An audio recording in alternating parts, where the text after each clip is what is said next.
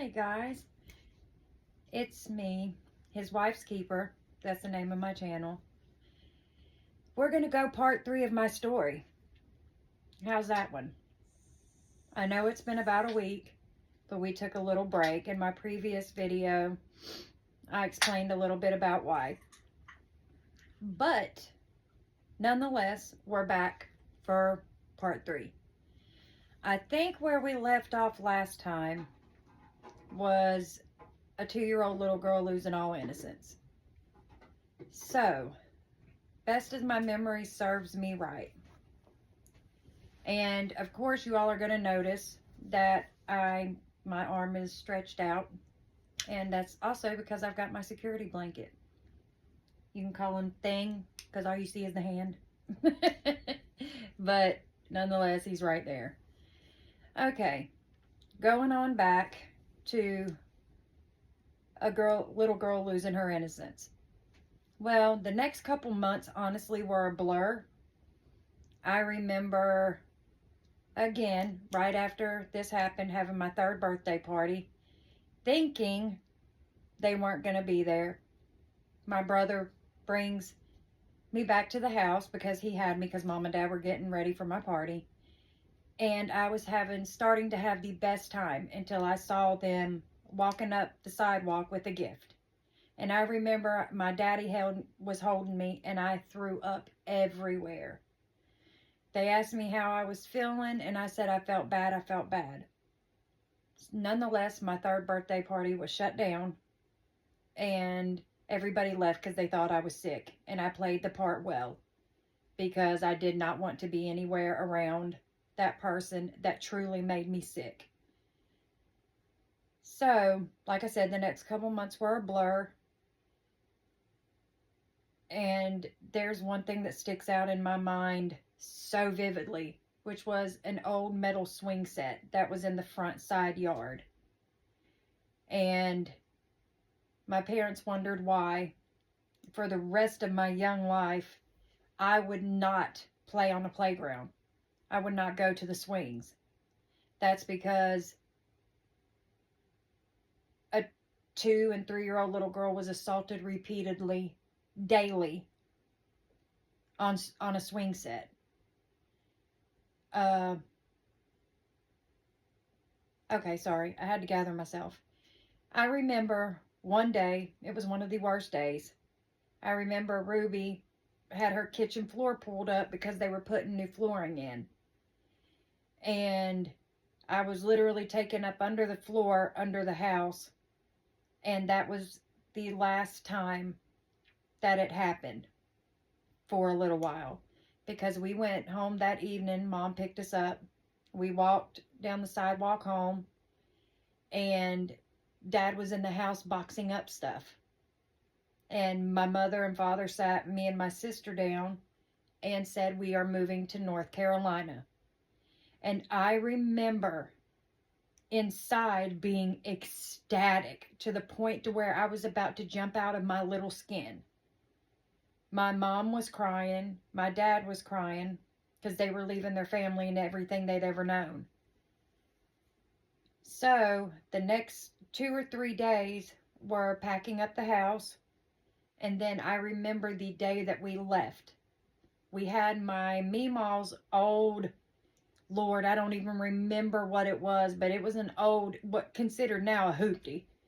It was light blue and had the dark blue vinyl up the sides and the hood and back down around the windows. And I remember my Aunt Tamra bringing my Meemaw to the house, and my Meemaw was crying and just having a fit so hard my Aunt Tamra had to smack her to bring her back to reality because her baby boy was leaving. And my mom's sisters and brothers were there, and my grandmother. And it was just a very, very sad thing because they didn't understand why we were leaving. And I didn't care. I didn't care a thing in the world why we were leaving. I was so glad that we were leaving. So we ended up going to around Hillsboro, Pittsburgh, in the state that we live in now. and living with my aunt Dana and my cousin Julia and my uncle Ronald. Anywho, my dad was doing drywall at the time, and they were saving up money, and it was a great summer of swimming in the swimming pool. I was 3 years old, and they would throw a glow stick in the 12 feet end, and of course I'd be the first one to dive down and get it. I was always partial to water. I was just a fish. And I remember then they said we were moving again, and so we ended up moving to Raleigh, in the state that we live in apartments. Very nice. I remember just having a good time. My parents were happy. Everyone was happy. My sister ended up starting school at Millbrook, and I remember being so sad because I was home all day alone. And my mom met a couple friends, Catherine and her 3 girls, who we were very, very close with. The youngest was my absolute best friend, Becca. And when the end of the school year happened that year, my parents sat me down and told me I was starting school, and I absolutely loved it. I started kindergarten, and I remember getting sick, and getting so sick that I ended up missing a month of school. I kept strep back to back for a solid year, and I remember getting my tonsils taken out. And then my sister and I, me being at the end of my kindergarten year, my sister in second, I remember waking up one morning for school and thinking it was time for school, but it wasn't. My mom had said that there was a big surprise, and I didn't know what the surprise was, and I was so excited, just so excited. And we go out into the hallway, and I see Ruby and Christopher. Selena had actually moved in with us a couple months before because Ruby and Christopher didn't want to live in the state we live in. But I remember seeing them, and again, I was in the hallway of the apartment we lived in, and I vomited all over the place. So my hell started again. They stayed with us for a couple months and then ended up renting an apartment in the same complex. And yeah, my hell started again. I remember being angry at my parents. But of course, it was not their fault. But Christopher knew what he was doing. He would sneak and hide. He was demented, very violent. I remember him getting in fights with his sister and pulling her across the house by the hair of her head and kicking her in the face. And he just off, just extremely off. But I still didn't know why nobody was getting hints. But of course, I wasn't going to say anything, because in my mind, my daddy would be taken from me. And I'm sorry if my voice has changed, because anger does come out. It does. Then we ended up moving again. We moved to Pool Road in the state that I live in, and moved right beside a church called Samaria Baptist Church. It was a beautiful, absolute beautiful 5-bedroom house. Could have been 6. Formal living room, den, kitchen, dining room, laundry room, 4 bathrooms, attic. Well, at that time, my sister and I didn't get along too well. Mean to me, there's sibling rivalry. But that was the littlest part of my life, because as much as we fought, if anything were to happen, she'd be the first one to stand right up. But again, my mom's friend, Mary Jo Ellen, ended up moving in with her 2 kids. And they were 2 of my best friends. And Mary Jo Ellen, she is absolutely like a second mom to me. And she stopped a lot of, I guess I was the youngest and was picked on a lot. But when you're growing up, you've got older siblings, and the two children that belonged to Mary Jo Ellen, they were my sister's age also. So I was always the odd one out. But I remember them leaving. Well, before that, I remember her parents, Mary Jo Ellen's mom and dad, stepmom and dad, coming to visit. And I just loved them to pieces. Her dad could cook, my goodness gracious. And my grandmother was there because my mother had to get skin grafts quite regularly on her feet, which I helped with. And everybody was there to take care of us kids while Mom had her surgery. And then Mary Jo Ellen and her two kids moved out. And again, Mom wakes us up one day and says, "Surprise!" And I knew what it was. They moved back in with us.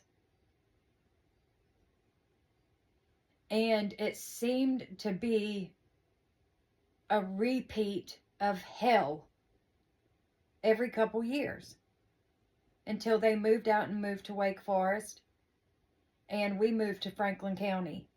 Things came to a crawl then. I had gotten older.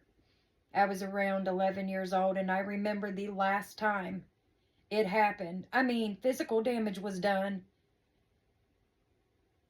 but mental damage, that's an understatement. An absolute understatement. I remember the last time he attempted to do it, I had a pair of my dad's tin snips. And he got the hint. He got the hint. So, it finally stopped when I was 11, but started right before my second birthday and went for 9 years. Because no matter where we went, they followed. And what scares me, honestly, is the fact that his sister has 3 girls. And I was terrified for that oldest girl being around him. I knew she'd protect the little ones. But I was absolutely terrified for that oldest girl. And now he has a daughter. That is between 1 and 2. And I am terrified for that little girl. Because he is a sick and twisted individual. And it's really going through my mind because the statute of limitations on rape, and yes, I said that word, and child molestation doesn't have a statute. And I wish to God somebody would deny it. I pray to God somebody would deny it from his family. Because if they ever see this, even though names have changed, they're going to know it's them. And I don't blame Selena or Ruby in the least bit. But that son of a bitch knew what he was doing from day one till day done. So, like I said, I wish it would try to be denied. Because I would go through every daggone polygraph there was. And I promise you, I'll come out with flying colors. But he won't. And I would love to see him rot under every jail in this world. Every single one of them. Because he took from me not just a 2-year-old little girl's innocence. Not just that. But he took away my feeling of safety. He took away my feelings of trust. And a lot of feelings in between. Normally, girls go one of 2 ways when this kind of thing happens. Me, I really, really turned inward and did not trust a man. I'm still terrified of men. My husband is my safe place, my best friend, my everything. And like I said, he's been in my life since I was 15 years old. The first guy I ever cared to have a crush on. I think my mom was very glad of that, by the way, because I think she was thinking I was swinging the wrong way. Not meaning the wrong way, because it's the right way. I meant wrong way for me. But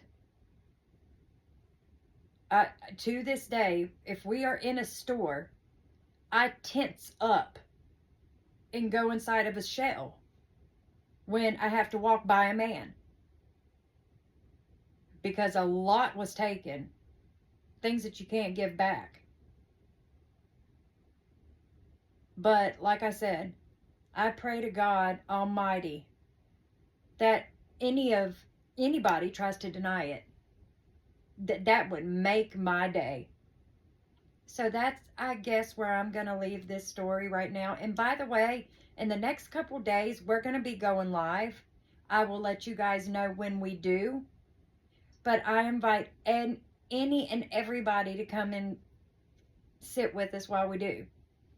So I hope you all have such a good night. Have the sweetest, sweetest dreams. God bless and cover you all. Bye.